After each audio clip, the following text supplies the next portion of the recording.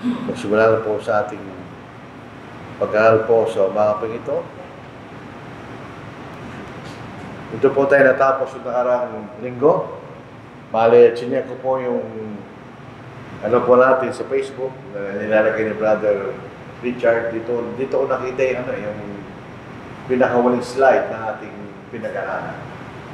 So, ang pinag-aaralan po natin sa ang kahalagahan po ng pagiging kaanib sa iglesia, ito po ay magkakaroon tayo ng support at pagpapatibay sa isa't isa. Dito po sa Galatians 6:1, mga kapatid, kung ang isang tao ay natagpuan sa anumang pagsuway, kayong mga espiritual ay dapat panumbilikin siya sa espiritu ng kamuan. Tingnan lang yung sarili, baka ikaw ay matukso rin. So, obligasyon po natin bilang mga kapatid, lalo na po yung mga mature sa pananampalataya. Kapag nakita natin ang isang kapatid na nagkakasala o nagkakamali, kailangan natin siyang panumbalikin. Siyempre, magsisi siya at manumbalik siya sa paglilingkod sa Panginoon. Pero tayo po yung mga tao pa rin, ganyan. So, kailangan natin tignan lang natin sarili, ang ating layunin, baka tayo rin po ay matukso rin. May mga pangyayari kasi na kinukuret nila yung kapatid, hindi dahil gusto nilang ito ay magsisi, pero para pagalitan lang, yun yung kasalanan. Hindi natin pinagsasabihin ng kapatid para pagalitan lang, kundi para siya po ay magsisi kanya. So yun po yung ginagawa sa iglesia. Yung sa Panginoong Korinto, sa unang kabanata, 3 ng 5, purihin ang Diyos at Ama ng ating Panginoong Jesucristo. Tingnan niyo sa salitang ito, purihin ng Diyos, ganyan. At Ama ng ating Panginoong Jesucristo. Ang Ama ng mga kaawaan, sabihin, siya po ay Ama na may, tingnan niyo sa salita niya ng mga kaawaan, ganyan. So dito natin makikita kung walang kaawaan ng Ama at Diyos ng lahat ng kaaliwan. So magbibigay sa atin ng kaaliwan sa pananampalataya na umaaliw sa atin sa lahat ng ating kapigatian upang tingnan yung proseso pong ito. Kapag tayo po'y nasa kapigatian, tayo po'y inaaliw ng Diyos sa pamagitan ng kanyang salita at later nakikita natin sa pamagitan ng ating mga panalangin.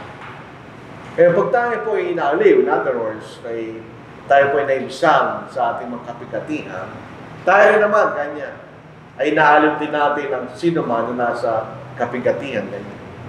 So yung proseso po ng paglago sa pananampalataya, hindi lang personal, pero kayo makatulong rin kaya sa iba sa kanilang pananampalataya. Sapagkat kung paano sumasagana sa atin ang mga pagdurusa ni Kristo, sa pamagitan ng Kristo, sumasagana rin sa atin ang kaaliwan. Natural po sa atin na nandito po sa malibutan, dahil tayo ng mga Kristiyano, tayo dadalas ng pagdurusa ganyan dahil sa ating pananampalataya. Pero sa pamagitan ng ating Panginoon kanya ay ang ating kaaliwan. Pero ang point ng talatang ito, tayo po inaaliw ng Ama, inaaliw tayo ng Panginoon para maaliw din natin mga kapatid na nasa kapigatian kanya. So merong support sa isa't isa sa loob po ng kongregasyon. So ito yung magandang nangyayari pag tayo nagkakatipo o kaya kapag binibisita natin mga kapatid kung sila ay nasa kapigatian.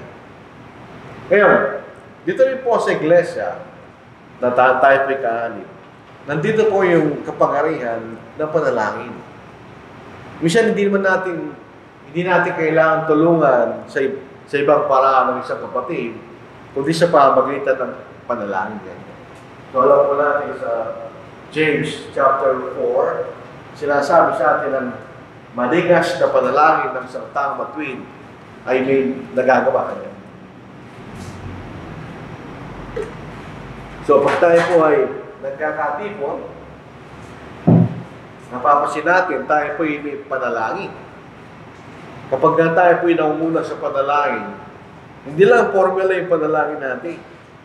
Ito'y paghiling sa Panginoon para sa isa't isa kanya. Kaya minsan, hindi natin nakagawi yan. Pero kung mayroong nakaroon sa panalangin, minsan kailangan bigyan natin sila ng prayer request. Kahit kung meron tayong gustong ipanalangin sa pamamagitan niya, may sakit, meron tayong suliranin, etc. Di maganda yun. So, nakakatulong po yun. Tingnan natin ang isang halimbawa. Si Pedro po ay nabilanggo. Si Apostle Peter nabilanggo na po.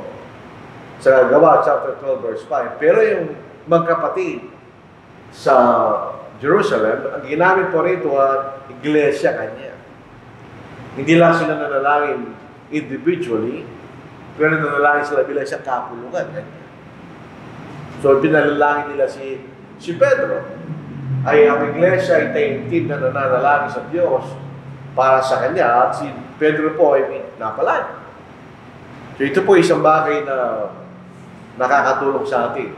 Pinapanalangin natin ng isa't isa. Pagka tayo po ay nananalangin para sa isa't isa, regardless kung ano yung damdamin mo sa kapatid, kailangan mo siyang panalangin.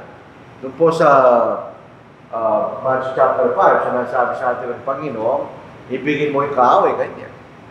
Lalo na kung yung siya'y kapatid. Kahit alam natin kung minsan, may mga kapatid na sa tingin natin na hindi naman naglilingkod talaga, pero padalayan pa rin natin sila. Yun po ay obligasyon ng bawat Kristiyano. Ang panalangin po ay inihandog para sa mga may sakit. Bagamat, tandaan po natin, kung minsan ang sakit natin ay wala ng lunas. Pero kailangan pa rin sila ating ipanalangin, hindi dahil gusto sila gumaling, hindi naman, kundi para mapanatili ang kailang pananampalataya sa gitna ng kailang kalagayan. O yung mga nagkakaroon po ng problema sa physical o spiritual na mga suliranin, kailangan natin silang ipanalangin. Pero itong tandaan natin, kung kailangan natin ng panalangin, sabihin natin, para may panalangin tayo ng mga kapatid. Dito po sa Santiago, chapter 5, verse 16. May sakit ba sino man sa inyo? Ipatawag niya ang matatanda ng iglesia at kanilang ipanalangin siya. At siya'y pahiran nila ng langis sa pangalan ng Panginoon. Ang panalangin na may pananampalataya ay magliligtas sa may sakit at ibabangon siya ng Panginoon. At kung siya ay nagkasala, siya'y patatawarin. Kaya ipayag ninyo sa isa't isa ang inyong mga kasalanan at ipanalangin ninyo isa't isa upang kayo gumaling. Ang panalangin ng taong matuwid ay makapangyarihan at mabisa. So dito, minsan nagtatanong sila dito at siya'y pahiran nila ng langis sa panalangin ng Panginoon. Hindi natin lang ano yun. Kung yun ay panahon na mayroon pang spiritual na mga kaloob na nagpapagaling. Pero makita natin dito, ipanalangin siya kanya. Para siya'y gumaling. At ibabangon siya ng Panginoon kung mayroon pang kalunasan. Sininat sa panahon natin ngayon, although noong unang panahon may mga miracles, sa panahon natin wala na. Lahat ng pagpapagaling ay sa doktor na paraan. Kaya kung tayo po ay ipapanalangin natin ng isang kapatid na nasa ospital, hindi lang natin panalangin na siya'y gumaling, kundi ipanalangin natin yung mga magagamot na gumagamot sa kanya ay magkaroon ng malinaw na kaisipan para magamot siya ng maayos. Yun ang mga bagay na pwede nating ipanalangin. At ito ay advantage natin dahil tayo po ikahalip sa loob ng iglesia at ang magkapatid, tayo po yung anak ng Diyos. Meron tayong karapatan na manalangin sa amin. Kung hindi Kristiyano, hindi sila pakinggan ng Panginoon. Kaya meron tayong responsibilidad sa pagiging kahalip sa katawan ng ating Panginoon. Kailangan natin respetuhin. Ito po problema ngayon. Ito ang problema ng ibang mga kapatid ngayon. Basta nakaisip sila ng isang bagay na sa kanilang kaisipan ay maganda, ginagawa nila. Without respect kung ito ay merong kapahintulutan o otoridad sa ating Panginoon o sa Diyos. Kung kailangan natin respetuhin ang plano ng Diyos at ang kanyang layunin. Isipin natin, may isang paraan ng pagtingin sa bagay na ito. Ang Diyos po ang nagdisenyo sa ating katawan. Siya rin ang disenyo ng iglesia. Pag tinignan natin ang ating katawan, meron siyang particular na kaisa. Kailangan natin respetuhin yun. Halimbawa, kung pinakialaman mo ang katawan ng tao, inalis mo ang kanyang puso, hindi mo mamatay siya. Kailangan natin respetuhin yun dahil yan ang disenyo ng ating katawan. Dito sa 1 Corinthians 12:18. Subalit kayo na inilagay ng Panginoon ang bawat bahagi ng katawan at ang bawat isa sa kanila ay ayon sa kanyang ipinasya. So ito'y ayon sa kanyang kalooban. Sa bawat bahagi ng katawan, ganyan, ng tao, bawat bahagi ng katawan, ito'y pinasya ng Diyos. Na ito hindi kailangan na mga bahagi natin higit na magaganda. Subalit binuo ng Diyos ang katawan at binigyan na higit na kapurihan ng bahaging may kabulangan. Bakit tayo nagdadamig? Di natin tinatago ang ating mukha, di ba? Di natin tinatago ang ating mga kamay. Meron tayong tinatago sa ating katawan. Yung tinatago natin sa ating katawan, yung mga bahagi na hindi dapat ipakita. Hindi ito'y mga bagay na ito ay masama. Hindi natin siya dapat pakita. Anong ginagawa natin? Tayo nagdadamit. Hindi tayo nagdadamit na maganda. Binibigyan natin ng kapurihan yung mga bagay natin tinatago. Pero yung mukha, hindi. Dahil ito'y hindi naman nakakayang ipakita, di ba? So, ibig sabihin, ganun din sa iglesia. May bahagi ng mga katawan, siya iba-iba tayo. Iba-ibang ating mga gawain sa loob ng iglesia. So, hindi natin binibigyan pansin yung mga bagay na tila mas may kapurihan. Kundi mga bagay na kulang na kapurihan. In other words, binibigyan natin support sa mga kapatid na may kahinaan sa pananampalataya. So, yun pong paraan ng Diyos sa ating katawan, merong purpose ang bawat bahagi. Gaya din sa iglesia. Kailangan natin respetuhin ang disenyo ng iglesia. Ang iglesia po ay umaayon at siya po yung gumagalaw ng maayos kapag pinababayaan natin ng Diyos sa paraan ng dinisenyo niya. Huwag natin palitan.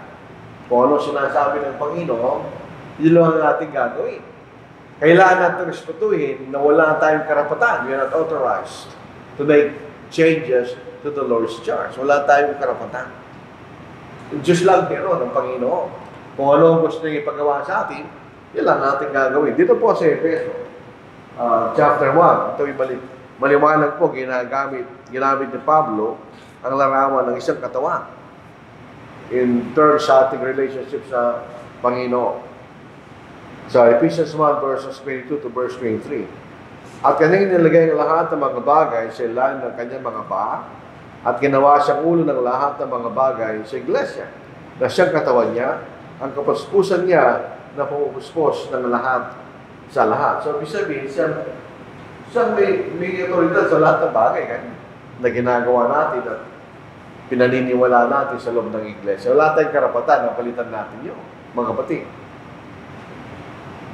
Sa loob po ng iglesia, ito'y binubuo ng mga tao, Kristiyan, na iba-iba kailang pagkatao, iba-iba kailang kakayahan, at kahit gawin, iba-iba tayo, hindi tayo pare-pareho.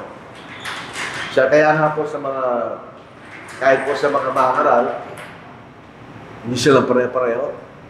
Kahit sa paraan na kailang pagtuturo, pagpapaliwanag, hindi sila pare-pareho.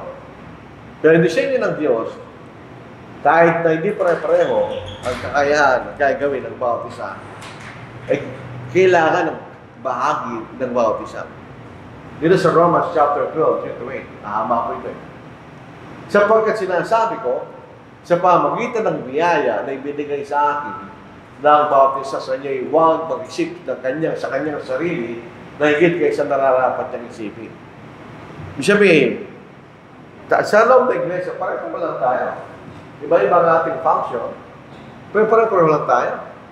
Lalo pagdating sa Diyos, pareho lang tayo. Ibig sabihin, walang may mas mataas, walang mas mababa. Kaya wag natin isipin, kung ito yung iyong gawain, ikaw yung mahalaga kaysa sa iba. Kaya yun po, pag gano'n ang ating attitude, ito po yung attitude ng pagpapalalo. Kundi mag-isip ng may katinuan, ganyan. Ayon sa sukat ng pananampalataya na ipinamahagi ng Diyos sa bawat isa. Sukat ng pananampalataya, hindi naman ibig sabihin, yung Biblia, hati-hati ang pananampalataya. Hindi. Yung sukat ng gawain, ibig sabihin na binigay sa atin. Kasi kailangan nating gawin ang anumang bagay na binigay sa atin ng Diyos Kanya. At gamitin natin sa paglilingkod sa Kanya. Sapagkat kung paano sa isang katawan ay meron tayong maraming mga bahagi, at ang mga bahagi hindi magkatulad ng gawain, totoo yun. May mata, may ilong, may tenga, iba-ibang gawain. Pero bawat isang mahalaga. Pag nabulag ka, mahirapan ka.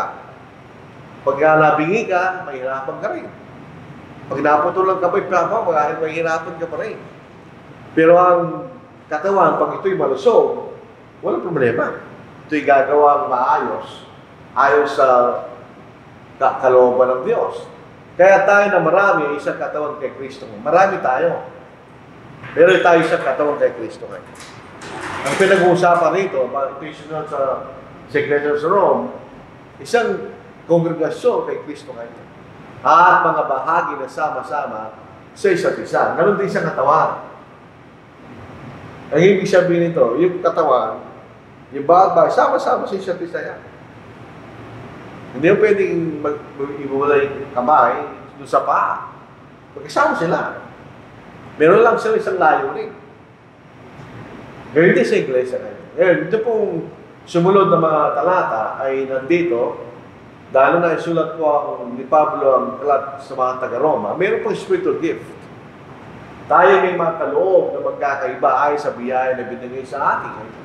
Kung ang propesya ay gamitin ito ay sa sukat ng pananampalataya. In other words, kung ikaw isang propeta sa panahon na yun, gamitin mo yun ay sa palatuntunan ng pagiging propeta.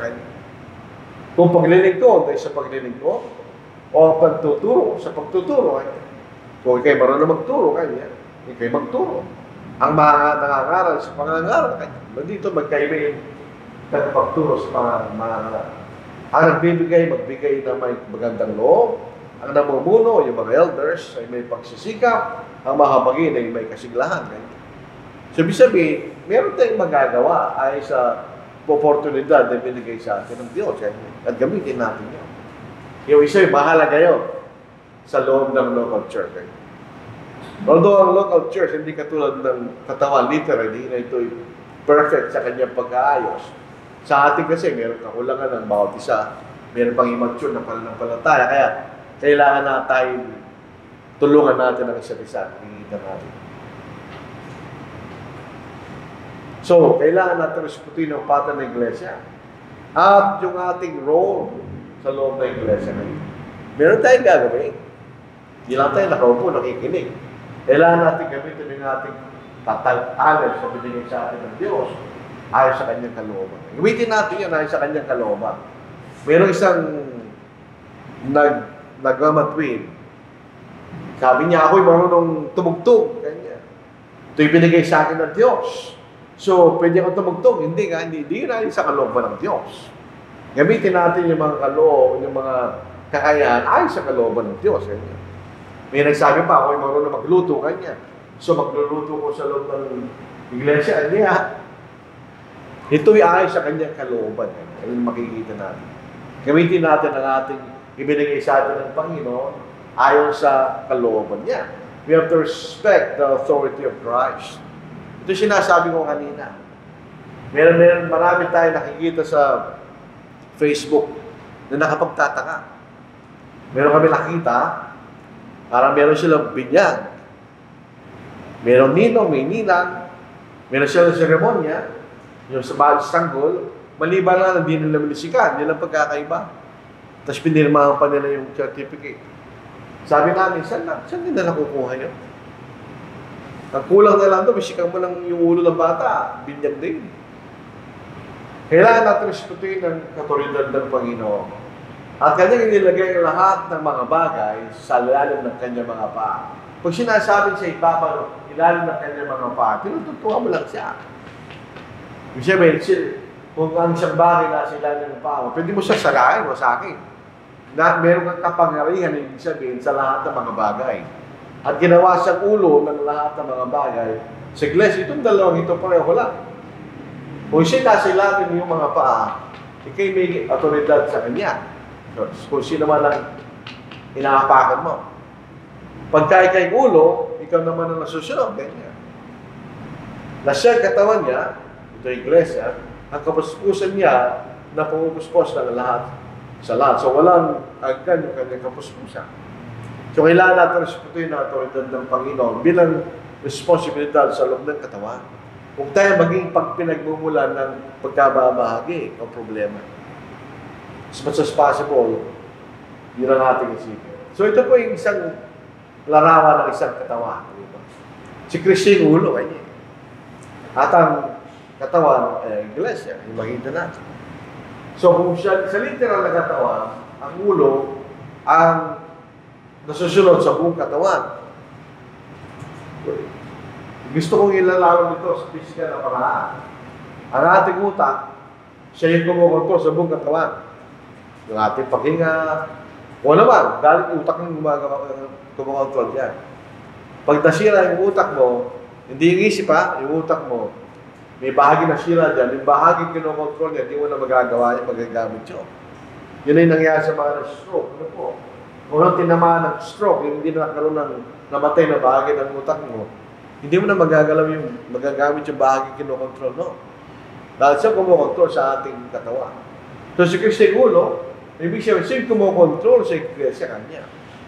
Sa Colossians 2:19, at hindi kumakapit sa ulo na nasa kanya yung buong katawan na tinutustusan at pinagsasalib sa pamagitan ng mga kasukasuan at mga litid ay lumalago ng paglagog mula sa Diyos. Kapag ka uminto yung utak, patay yung katawan. Siya kumukontrol ng lahat. Yung paghinga natin, yung paglusaw sa ating tiyan, utak lahat yan. Paggalaw ng ating kamay, paggalaw ng iyong paa. Pati pagpunta mo sa trono, kinokontrol lang ang ulo yan. Pagkaya nasira yung ulo natin, yung utak, wala, pamamatay tayo. So dito, makikita ninyo, ganun din. Ito sa ating Panginoon nagagaling, yung buhay. Ano? Sa itutusan ng ating Panginoon, pinagsasalim sa pamagitan ng mga kasukasuan at ang mga litid ay lumalago ng paglagong mula sa Diyos. Bawat bahagi ng ating katawan, nagtutulungan yan. Ibig sabihin, ganoon din po sa loob ng responsibilidad natin yun na tayo kumapit sa ating Panginoon. Hindi tayo malis doon. Gawin lang natin kung anong kalooban ng Panginoon. At tayo po patulad sa katawan, nakadikit ang bawat bahagi. Ngayon din tayo sa isa't isa. Sinasabi ni Apostle Paul, para lumago ang katawan, kailangan gawin ng bawat kasukasuan at litid ang kanyang gawain. Yun ang makikita natin. Kaya nga, maganda yung instruction ng katawan eh. Pwede mo siyang maintindihan yung katawan. Paano siya nag-ooperate. Ganon din ang operation sa loob ng iglesia. Hindi pwedeng ulo na. Kung ulo lang, walang katawan, wala rin kwenta yun. Yung katawan lang, walang ulo, patay yung katawan. So kailangan nagtutulungan ang bawat bahagi ng katawan. Yung sinasabi rito ni Apostle Paul, kailangan tayo magtulungan sa loob ng local church. Kailangan natin respetuhin ang bawat isa. Dahil tayo bahagi ng isa't isa. At tayo pinagsama sa pamagitan ng ating Panginoon. The Romans 12:5. Ang context po nito, bawat isa sa atin, dapat ay sumusunod tayo sa kalooban ng Diyos. Magitan natin. Kaya tayo na marami, yung mga miyembro sa Rome, ay isang katawan kay Kristo at mga bahagi na sama-sama sa isa't isa. Itong phrase na dapat natin, o yung parirala sa Tagalog, mga bahagi na sama-sama sa isa't isa. Kaya natin imagine natin sa bilang tayo magkakapatid. Hindi lang yung sarili mong interes, o di ang interes ng kabuuan. Dito sa Pilipos, chapter 2. Yan po ang ating mababasa. Ito rin po yung relasyon ng mga magkakapatid sa loob ng kongregasyon. Right? Philippians chapter 2, verse 1, masumusunod. Kaya nga, kung mayroong anumang kasiglahan kay Kristo, kung mayroong anumang kaaliwan ng pag-ibig, kung mayroong anumang pakikisan ng Espiritu, kung mayroong anumang pagkagiliw at habag, ay lubusin ninyong aking tuwa sa pagkakaroon ng gayunding pag-iisip, magtaglay ng gayunding pag-ibig, na magkaisa ng diwa at may isa lamang pag-iisip. Kanya. may pagkakaisa. Huwag ninyong gawin ang anuman sa pagpapaligsahan o sa pamagitan o pagpamataas, kundi sa kababaan. Ituring ng iba higit na mabuti kaysa sa iyong sarili. Huwag tignan ang bawat isa sa inyo kanyang sariling kapakanan, kundi kapakanan ng iba kanya. So yun po ang sinayibig sabihin ng bahagi at sama-sama sa isa't isa kanya. So yung bahagi ng ating katawan, hindi lang kapakanan ng kamay ang ginagawa ng kamay. Ito yung kapakanan ng buong katawan. So kung wala yung kamay, hindi ka makakain, hindi ka makapagsusula. So apektado yung buong katawan. So yung bahagi, ganun ang ilustrasyon natin sa loob po ng iglesia. At meron tayong pagmamalasakit kaya sa isa't isa. Ito po ay bahagi ng pagiging Kristiyano mo po. Regardless kung ano yung damdamin mo sa isang kapatid, kailangan mo pa rin gawin. Yun ay obligasyon natin sa Panginoon. Huwag magkaroon ng pagkakagulo sa katawan, kundi ang mga bahagi magkaroon ng magkatulad na malasakit sa isa't isa. Kapag ka isang bahagi naghihirap, lahat ay naghihirap na kasama niya. O kapag ang isang bahagi pinararangalan, sama-sama nagagalak ang mga bahagi. Ganun din naman ang katawan. Pagka may bahagi ng katawan na nagkasakit, mahihirapan ka. Kahit na yung pinakamalit na bahagi, mahihirapan ka. Diba, napila itong ililiit mo, subukan mong magbuhat ng balte, hindi mo magagawa. Subukan nyo. Hindi mo mabubuhat yun. Kailangan mo rin ililiit. Lalo pag napila yung ilalaki, lalo hindi magpagbubuhat. Mahirapan ka. Kung napila yung ilalaki mo sa paa, hindi ka makakalakad na maayos. May isang kapatid sa Cebu, pinutol na yung lalaki niya dahil diabetes siya. Hindi na siya makalakad na maayos. Kailangan na siyang, meron na siyang maalala sa kanya. Yung lalaki lang, naputol sa kanya. So, yan makikita nating ilustrasyon sa katawan, ngayon din kaya sa loob ng iglesia na yung na sinasabi sa atin. At panatilihin po natin ang pagkakaisa sa tali ng kapayapaan. Importante po ito, ano po? Kasi sa Iglesia ni Cristo, meron silang pagkakaisa. Very good yun. Pero persahan. Ito yung dulot ng takot. Ganyan. Pero ang pagkakaisa na gusto ng Panginoon ay sa tali ng kapayapaan. In other words, voluntarily ginagawa natin ang ating bahagi para mapanatili natin yung pagkakaisa. Ano makikita natin? Basahin natin. Kaya ako, nabilanggo sa Panginoon, so nung ito'y sulat ni Pablo, si bilanggo sa Rome, ay nasusumamo sa inyo na kayo'y lumakad ng nararapat sa pagkatawag na siya'y tinawag. Sa ba tayo tinawag? Sa kaligtasan. Na may lubos na kapakumbabaan at kaamuan. Yung kaamuan, meekness. Ibig sabihin, para tayong aso. Nagpapailalim tayo sa kapangyarihan ng Diyos. May pagtsatsaga na magpaparaya sa isa't isa sa pag-ibig, na nagsisikap na mapanatili ang pagkakaisa ng Espiritu sa buklod ng kapayapaan. So ito yung keyword ko rito. Buklod ng kapayapaan. Hindi natin pinipare sa'yo. Na galing sa atin. Hindi natin pinipare galing sa'yo. Dahil nakikita mo, yan ang kalooban ng Diyos. So tayo nagkakaisa. Nagkakaisa tayo sa paniniwala na may isang katawan. Isang iglesia ng Panginoon, isang Espiritu Santo, na Diyos katulad ng Ama at ng Anak. Hindi siya personal. Kung paano tinawag ko sa isang pag-asa, ano ang ating pag-asa? Ang pag-asa ng buhay na wala hanggang ng pagkatawag sa inyo. Ang isang Panginoon, yung ating Kristo, mahalaga ito. Bakit iwahiwalay sila dito? Isang Diyos at Ama, 1. Isang Panginoon, 2. Isang Espiritu, 3. Bakit gano'n? Dahil iba-iba kailang gawain. Ang salitang Espiritu sa banal na kasulatan, hindi lamang tumutukoy sa bahagi ng ating katawan na hindi nakikita. Ang salitang Espiritu sa Biblia, ginagamit siya sa kahulugan ng nagtuturo. Tingnan ninyo dito sa unang Pedro, unang 1, chapter 3 o chapter 4. Huwag niyong paniwala ng bawat Espiritu kayo. Ibig sabihin, multo yun. O yung hindi natin nakikita, hindi. Ito, nagtuturo. Ibig sabihin. Chapter 4, verse 1. Mga minamahal, huwag inyong paniwalaan ng bawat espiritu, kundi inyong subukin ng mga espiritu kung sila sa Diyos. Sapagkat maraming lumitaw na bulang propeta sa sanglibutan. So, ang espiritu ay tagapagturo. At ang role ng espiritu ay tagapagturo, siya na nagpahayag ng buong katotohanan. Hindi ang ating Panginoon. Kung hindi dawating ang espiritu, hindi natin malalaman ang buong katotohanan. Dahil ang Panginoon makita sa langit. Dito po sa John chapter 16, verse 12, verse 13. Mayroon pa akong maraming bagay na sasabihin sa inyo, ngunit hindi ninyo kayang dalhin sa ngayon. Subalit kapag dumating ng espiritu ng katotohanan, papatubayan niya kayo sa buong katotohanan.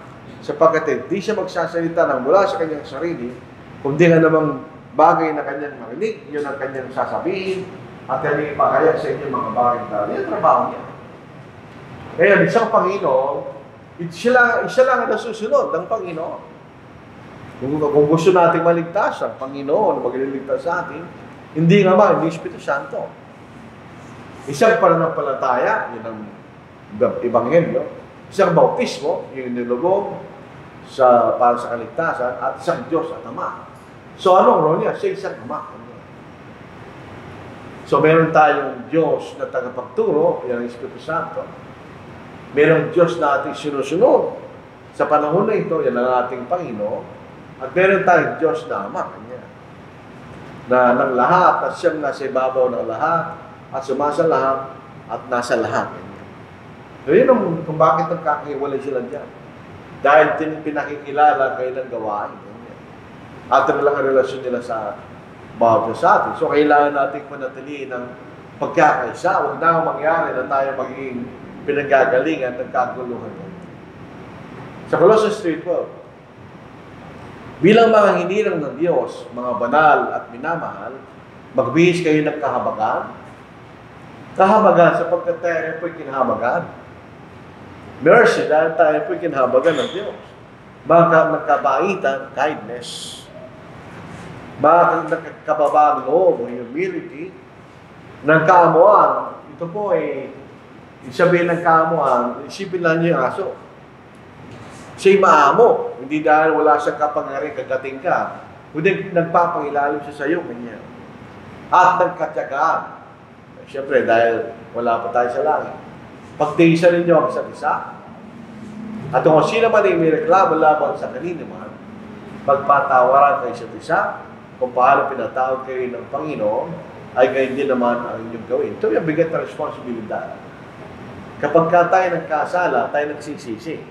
Obligasyon natin yun. Pag pinagkasalahan tayo, kailangan tayo magpatawad. Obligasyon mo rin yun. So dapat, both cases, seryoso sila sa isa't isa. Kapag ikay nagsisi, kailangan seryoso kung nagsisi. Hindi lang nagsalita lang nagsisisi. At kung pinatawad mo yung kapatid nagsisisi, pinatawad mo talaga siya. Dahil kung acting lang yan, nagkakasala tayo sa Diyos. Tandaan natin yun. Kung paano pinatawad kayo ng Panginoon, paano yung pagpapatawad natin? Kung paano tayo pinatawad ng Panginoon? Pinatawad tayo sa lahat ng kasalanan, patawarin natin kapatid kasala sa atin. Ay gayon din naman ang inyong gawin. At higit sa lahat ng mga bagay na ito ay magbuhis kayo ng pag-ibig na siyang tali ng kasangdalan. Ito po ay pagmamahal. At maghari sa inyong puso kapayapaan ni Kristo, na doon ay tinawag din naman kayo sa isang katawan at kayo maging pagpasalamat. So, kailangan nating panatiliin ang pagkakaisa sa loob po ng katawan ng ating Panginoon.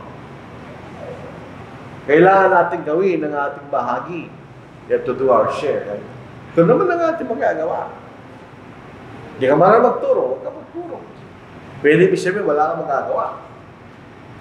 Hindi ka marunong magawa, huwag ka magagawa. Pwede ibig sabihin, wala kang magagawa. Asinin natin sa kasaysayan ng Ebanghelyo.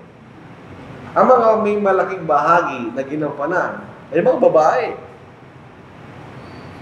Sino unang nakakita sa ating Panginoon nung sinabuhay na maguli? At sino unang naniwala sinabuhay na maguli? Si Mary Magdalene, babae yun. Sino yung nasa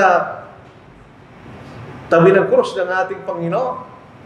3 na babae at 1 lalaki. Sinong pumunta sa libingan ng Panginoon para lagyan siya ng mga bagay na para siya hindi mabulok? Mga babae. Sabihin, hindi ka nagtuturo, wala kang magagawa. Nasa kanyang buong katawan na nakalapat na mabuti, katulad ng ating katawan. Pasinin yung ating katawan, nakalapat na mabuti yan. Napakaganda ng design ng ating katawan. Hindi kaya gayahin ng tao. Nasa kanya buong katawan nakalapat na mabuti at nagkakaisa sa pamagitan ng bawat litil kanya. Ang ating katawan, hindi naman ito solid na katawan. Ito'y hati-hati. Pero bakit nagagalaw ko yung kamay ko kanya? May litid dito eh. Ayon sa paggawa ng sukat, sa sukat ng bawat bahagi ang nagpapalaki sa katawan, tungo siya katitibay ng sarili sa pag-ibig. Pag tinignan natin ng tao, bakit siya namalaki? Sabi natin yung baby, minom gatas. Ano ngayon? Paano siya namalaki? Minom lang siya ng gatas. Dahil pag minom siya ng gatas, pupunta yun sa tiyan niya. At tiyan niya ang maglulusaw sa gatas at magkakaroon ng sustansya na inalagay sa buong katawan. At siya humihinga kanya. Dahil kung di siya hinga, mamatay siya. Doon lumalaking tao. Pag ginagawa ng bawat bahagi, kanyang layunin. So, ganun din sa iglesia. Pag ginagawa ng bawat isa sa atin, ng ating magagawa, ay ito'y lalaki at titibay ang iglesia. Yan na makikita natin. Sinasabi rito ng talatang ito. Bawat litid kanya, bawat kasukasuan, bawat kahit maliliit na bahagi ng ating katawan, mahalaga. Bawat miyembro sa loob ng iglesia, mahalaga kanya. Gawin natin ang ating gawain na ating magagawa sa loob ng iglesia. Sa Efeso chapter 2 verse 10, sapagkat tayo kanyang pinakamahusay na gawa. Tingnan niyo mga kapatid, tayo pinakamahusay na gawa. Ang mga Kristiyano na niligtas ng ating Panginoon, ang kanyang pinakamahusay na gawa.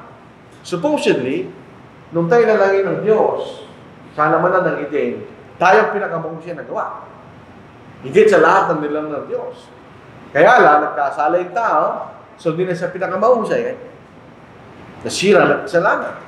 So ito yung binalik na muli ng ating Panginoon nung tayo naging mga Kristiyano. So paano yung role na gagawin natin?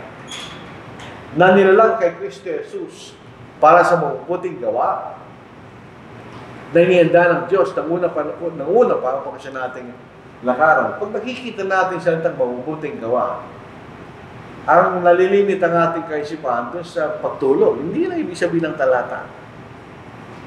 Ang mabubuting gawa ay ang kalooban ng Diyos. In other words, tayo nilalang ni Kristo para gawin natin ang kalooban ng Diyos kanya.